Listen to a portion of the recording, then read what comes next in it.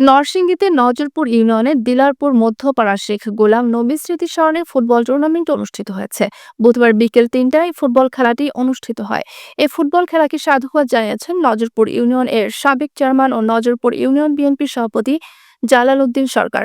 প্রধান অতিথি হিসেবে উপস্থিত ছিলেন ইকবাল হোসেন, ভারপ্রাপ্ত সাধারণ সম্পাদক নরসিংদী সদর উপজেলা বিএনপি, এবং সভাপতি হিসেবে উপস্থিত ছিলেন মোহাম্মদ শফিকুল ইসলাম ভূঁইয়া, বিশিষ্ট সমাজসেবক। উদ্বোধক হিসেবে উপস্থিত ছিলেন শেখ খোকন, বিশিষ্ট ব্যবসায়ী। বিশেষ মেহমান কামরুল পাঠান, নজরপুর ইউনিয়ন বিএনপি সাধারণ সম্পাদক। প্রধান মেহমান হিসেবে উপস্থিত ছিলেন মোহাম্মদ জাহাঙ্গীর মেম্বার, নজরপুর ইউনিয়ন বিএনপির সিনিয়র সহ-সভাপতি। প্রধান আকর্ষণ হিসেবে উপস্থিত ছিলেন গোলাম ফারুক বাবু। এই ফুটবল খেলায় অংশগ্রহণ করেন সৌরভ স্মৃতি ফুটবল একাদশ ও হাবিব স্মৃতি ফুটবল একাদশ। শুরুতেই সৌরভ ফুটবল একাদশ দাপুটি প্রদর্শন করেন এবং বিরতির পূর্বেই ১-০ গোলে এগিয়ে থাকে। বিরতির পর হাবিব ফুটবল একাদশ গোল করার মাধ্যমে খেলার সমতায় ফিরে এবং টাইব্রেকারের মাধ্যমে খেলায় হাবিব একাদশ ৪-৫ সোহরাব একাদশকে হারিয়ে বিজয়ী হয়।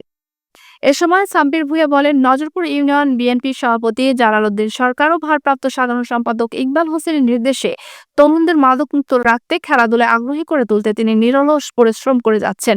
পুরস্কার বিতরণের মাধ্যমে এই খেলার সমাপ্তি হয়।